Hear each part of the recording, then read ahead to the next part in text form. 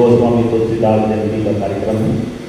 तो 15 मिनट के लिए हमारे पंडित जी कुछ कहेंगे तुलसीदास जी के बारे में और 15 मिनट का समय अनिता जी करेंगे। राम आपको विदित है, आज गोस्वामी तुलसीदास जी की जन्मतिथि है। बड़े बड़े विद्वानों ने तुलसीदास जी के बारे में, उनकी जीवनी के बारे में इधर उधर से जानकारी एकत्र करके संग्रह करके लिखा है। तो मेरे पास रामचरितमानस की जो ज्वाला प्रसाद मिश्र जी ने टीका की है, बड़ी प्राचीन टीका है ज्वाला प्रसाद मिश्र जी और प्रसिद्ध टीका है। तो उन्होंने तुलसीदास जी के बारे में जो संग्रह करके लिखा है उसके कुछ अंश आपके समक्ष प्रस्तुत करना है।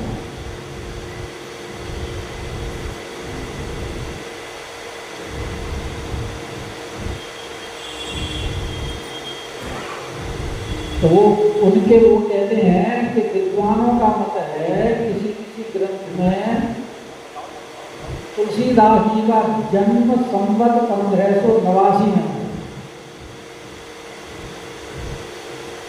और कुछ का मत है संवत 1583 में।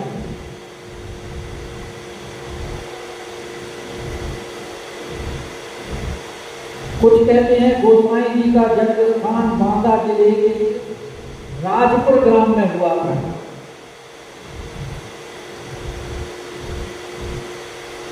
इन्हें कोई कान्यकुब्ज ब्राह्मण कहता है और कोई सरयूपारी ब्राह्मण कहता है। कुछ लोग कान्यकुब्ज ब्राह्मण कहते हैं और कुछ विद्वान इनको सरयूपारी ब्राह्मण कहते हैं।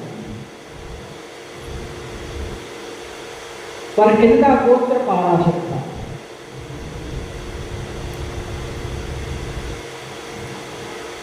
और पिता का नाम आत्माराम दुबे, माता का नाम तुलसी।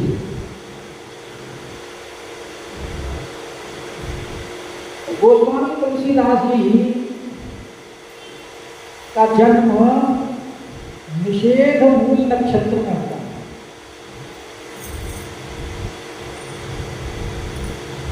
और 12 मास ये माता के गर्भ में रहे। और जब ये उत्पन्न हुए तो इनकी शरीर की संरचना ऐसी थी जैसे 5 वर्ष का। मुंह में 32 दांत। और जब पैदा हुए तो इन्होंने राम बोला, इसलिए इनका नाम हुआ राम बोला।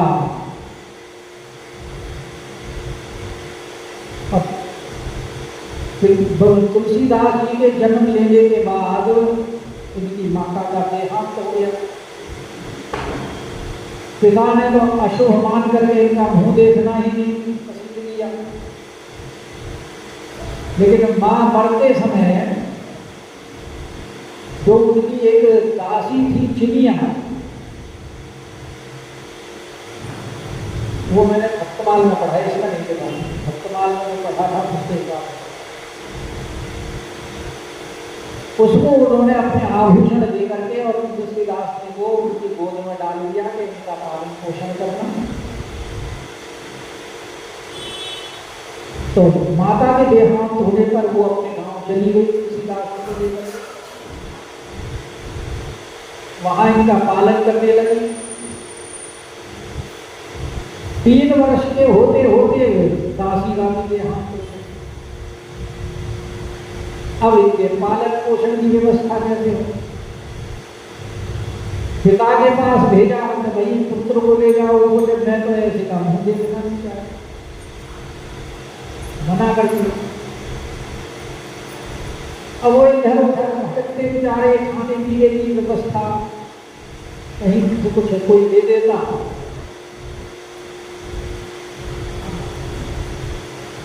बाद में पिता के विरोध करने पर उनके खाने पीने की व्यवस्था भी बंद हो गई।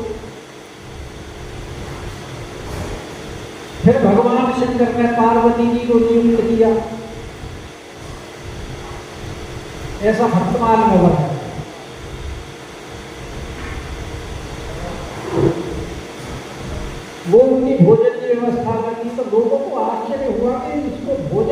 दिया जाता है।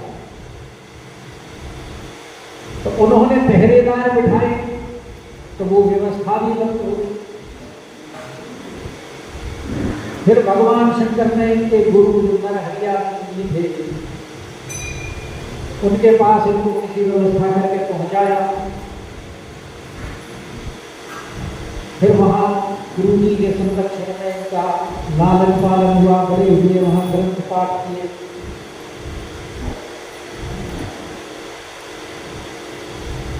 तो ये लिख रहे हैं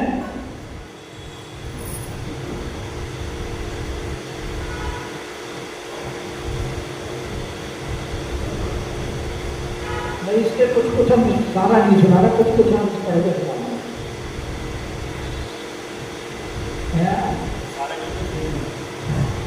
तो जब ये बड़े हुए तो इनका विवाह दीनबंधु पाठक की कन्या रत्नावली से, और ये उनके प्रेम में अत्यंत आसक्त हो गए और अपनी पत्नी को अपने पिता के यहाँ नहीं जाने देते। एक दिन उनका भाई आया, बिना इनकी आज्ञा के इनको ले गया। ये अपने स्नान पूजा ध्यान करके आए, घर देखे पत्नी नहीं है, तो ये पहुंच गए पत्नी के यहाँ। और वो कथा आपको पता है जिस प्रकार से पहुंचे। तब इनकी पत्नी ने इनको उपदेश दिया, ताड़ना करें कि लाज न लागत आपको, अरे तोरे आयऊ साथ, धिक धिक ऐसे प्रेम को, कहा कहूँ मैं नाथ, अस्थि चर्ममय देह मम, तासों जैसी प्रीत, तैसी जो श्री राम में होत न तो भगती। हे स्वामी, जिस प्रकार आप मेरे लिए लोक लज्जा छोड़कर यहाँ चले आए, यदि ऐसा तुम्हारा प्रेम जगतवंद्य श्री रामचंद्र जी में होता तो कितना उत्तम और अक्षय सुख का देने वाला होता। मेरा शरीर तो हाड़ मास पूर्ण और अनित्य है। और यह वचन सुनकर तुलसीदास जी के विचार के नेत्र खुले।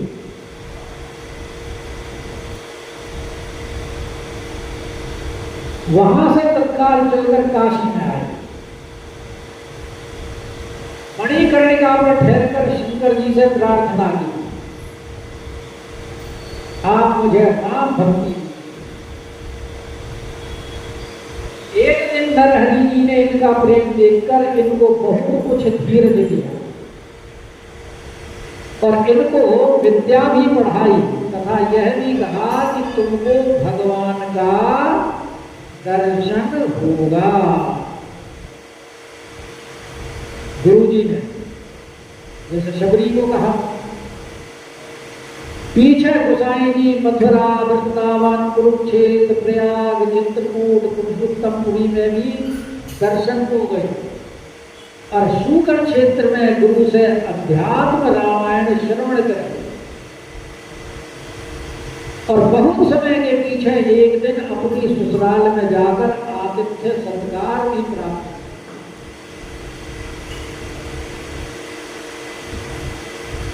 तो गोसाई जी काशी में फौज के निमित्त बहुत दूर जाते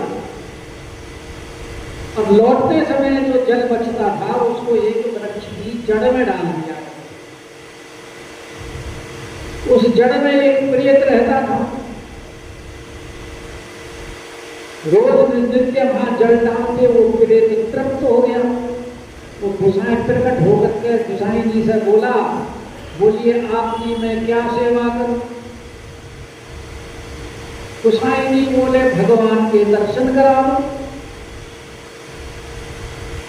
प्रेत बोला ये तो मेरी सामर्थ्य नहीं कि मैं प्रेत के दर्शन कराऊं।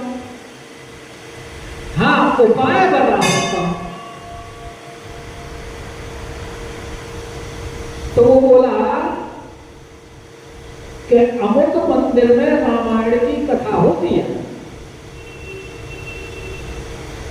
और वहां एक बड़ा मेला कुचेला कुरूप व्यक्ति सुनने के लिए आता है, सबसे पहले आता है और सबसे बाद में जाता है।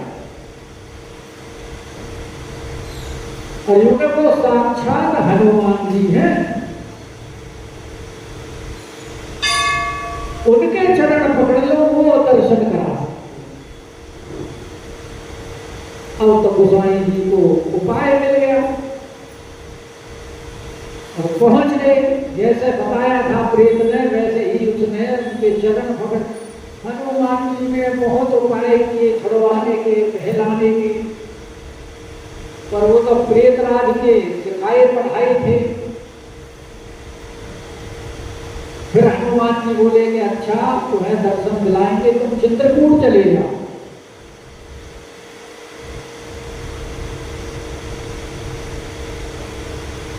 तो वहां चित्रकूट में पहुंच गए तुलसीदास जी।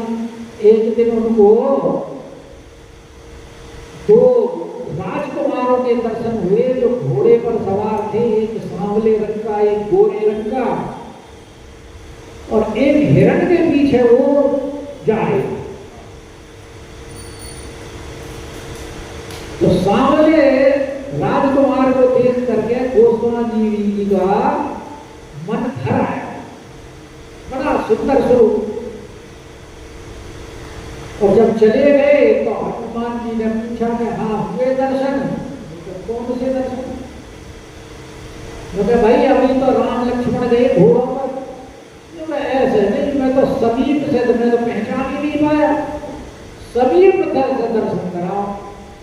बोले कलयुग में बार बार दर्शन नहीं होते हैं, एक बार हो गए बहुत समझो।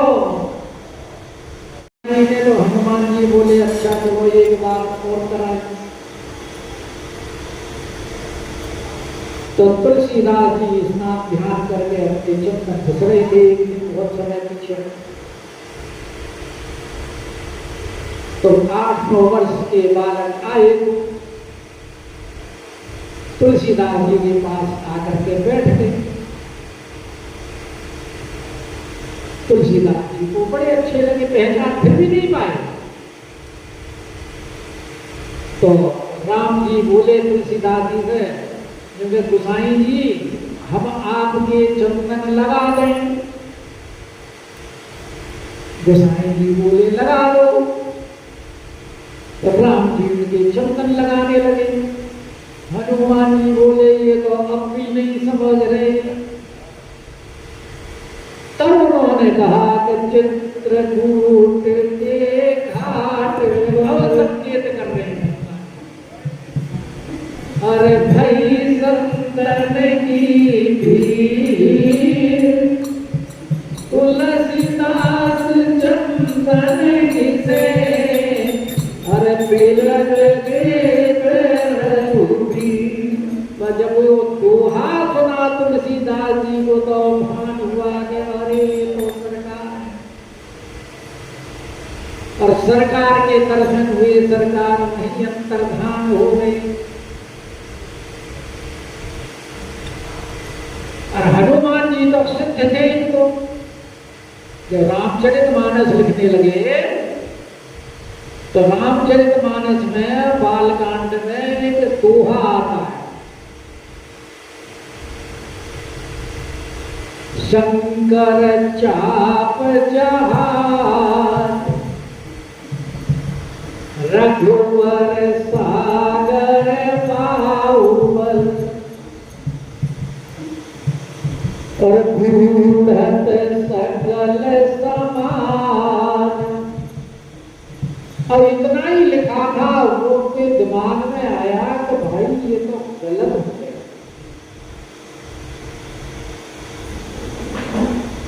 भगवान शंकर का धनुष्य जो है वो तो जहाज है,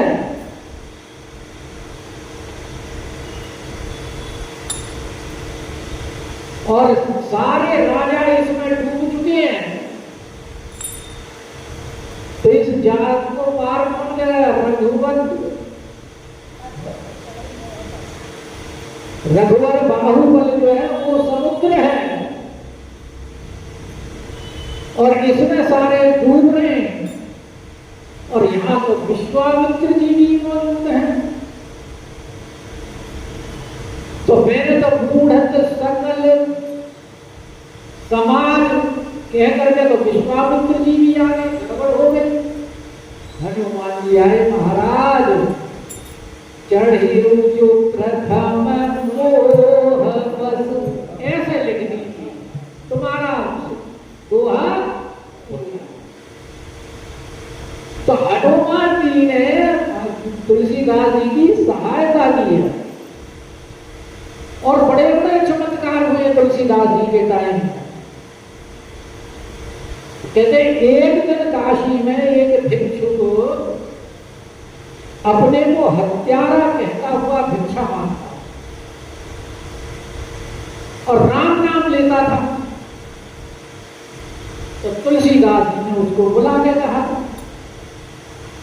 अरे भाई यहां आओ।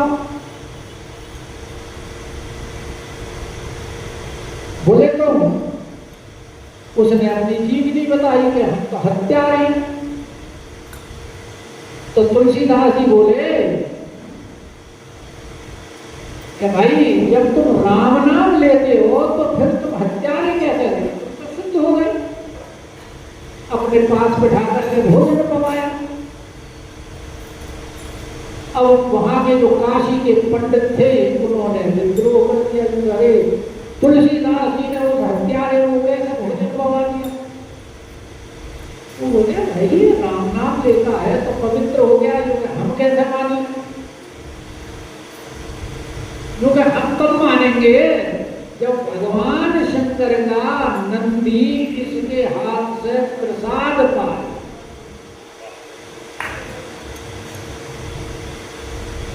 तुलसीदास जी बोले ठीक है जी चलो।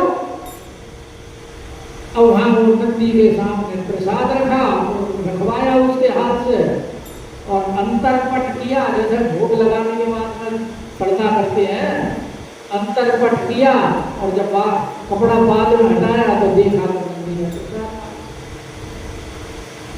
तुलसीदास जी की महिमा हो गई और काशी में प्रसिद्ध। तब उन्हें राम नाम की महिमा पर विश्वास हुआ। और एक समय काशी में एक पंडित आया शास्त्रार्थ करने के लिए और कहा कि जो हमसे हार जीत की शर्त लग दी। तो सारे पंडित भगवान शंकर से प्रार्थना करने लगे। रात्रि में शंकर जी ने आदेश दिया कि तुलसीदास जी से इसका शास्त्रार्थ करा दिया जाए। सभा बैठी, पंडित जी भी वहां विराजमान जो शास्त्रार्थ करने आए थे। तुलसीदास जी ने अपने चेले को 5 पान दी और चेले से बोले कि सारी सभा में ये 5 बांट। और उस चेले ने सारी सभा में 5 बांट भी दिए और 5 के 5। तो जो शास्त्रार्थ करने आया था पंडित वो समझ गया ये तो सिद्ध पुरुष है महाराज, इनसे कहाँ जीते, और अपनी हार मान करके चल दिया।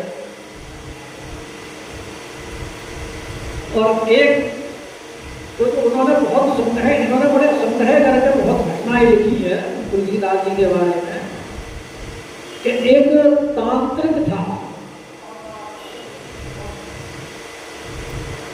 और उस तांत्रिक की जो पत्नी थी उसको एक बैरागी लेकर के भाग गया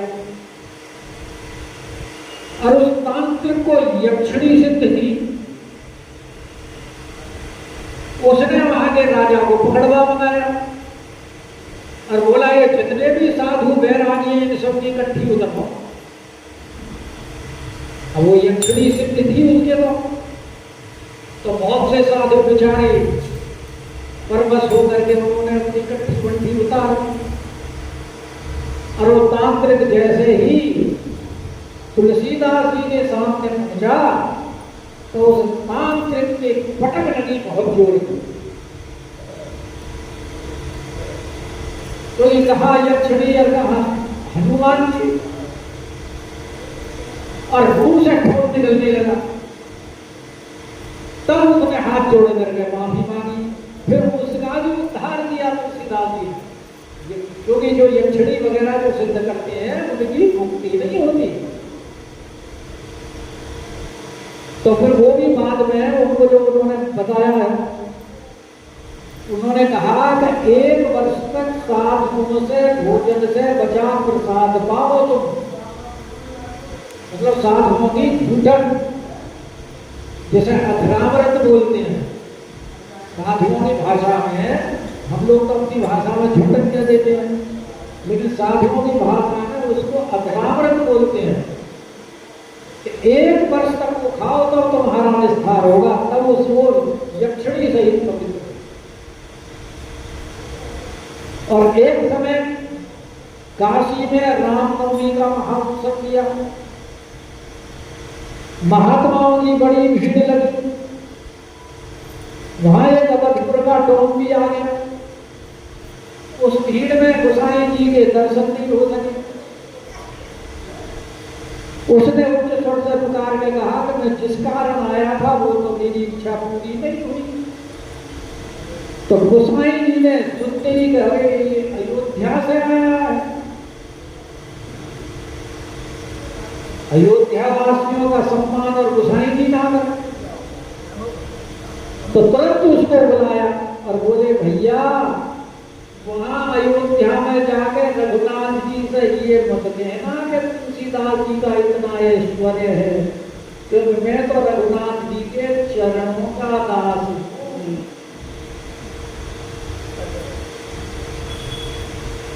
और एक बार गोसाई जी सब सामग्री रखकर जलमार्ग से अवधपुरी जा रहे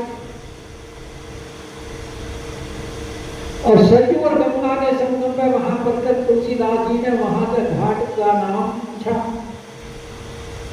राजा का नाम पूछा। तो लोगों ने कहा कि यहाँ का राजा राम सिंह, घाटी का नाम रामदास और यह ग्राम रामपुर कहलाता है और इस पर राम घाट कर लगता है। तो यह वचन सुनते ही तुलसीदास जी के नेत्रों में जल भरा।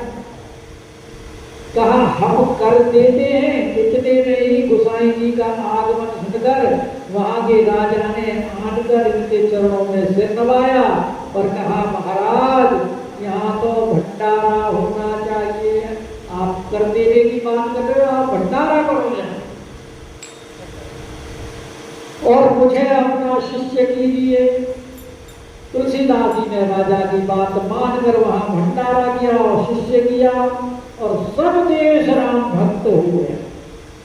और राजा ने गोसाई जी की खड़ाइयों अपने यहाँ स्थापना करी और इष्टदेव के समान उनका पूजन करता रहा।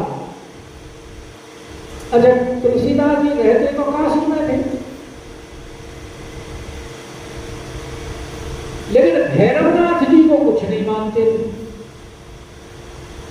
भैरव तुलसी कहा काशी में विश्वनाथ जी के दर्शन करके और फिर भैरवनाथ जी के भी दर्शन करने जाते हैं।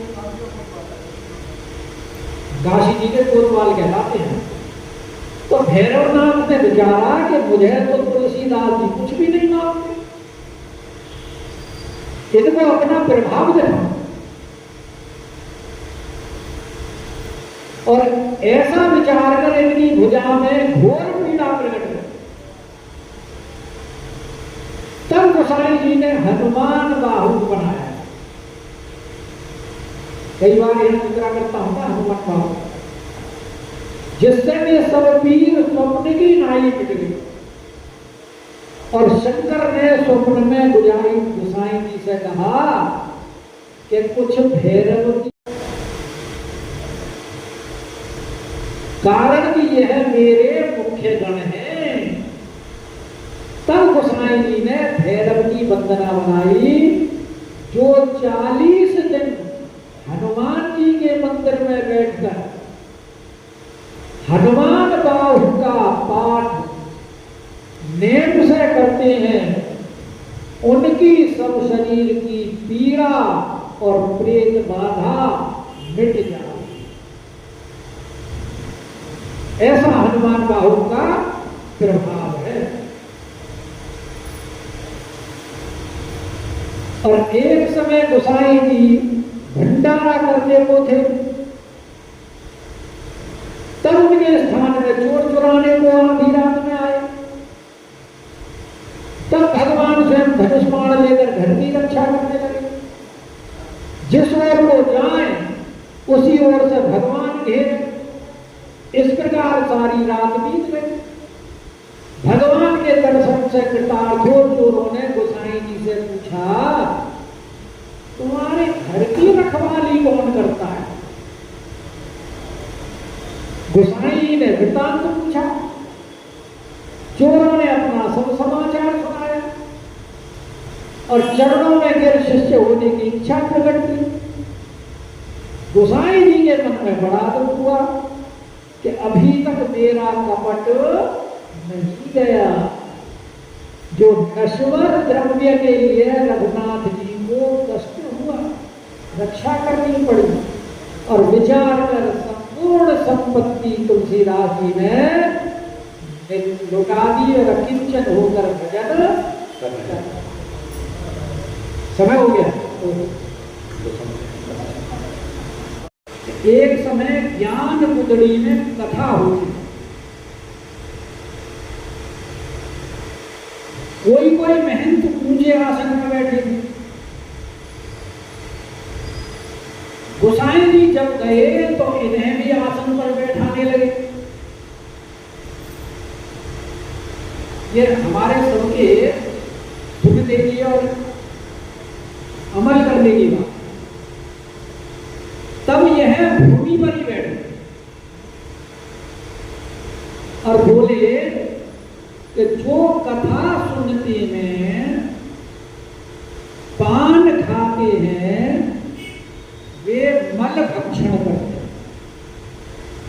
तुलसीदास जी महाराज ने कहा वहां संतों को, संत सभा, जो ऊंचे आसन पर बैठते हैं वे अर्जुन वृक्ष होते हैं। जो प्रणाम नहीं करते वो विष वृक्ष होते हैं।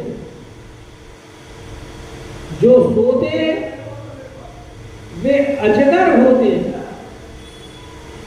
और जो वाचक के समान आसन पर बैठते वे गुरु तल्पक होते। और जो निंदा करते हैं वह 100 जन्म तक श्वान होते हैं। जो विवाद करते हैं वे गिरगिट होते हैं। और जो कभी कथा नहीं सुनते वे शूकर होकर नरक में जाते हैं। जो कथा में विघ्न करते हैं वे भी नरक भोग कर शूकर होते हैं। इससे यह दोष छोड़कर सब कोई कथा सुनो और तुलसीदास जी के वचन मान।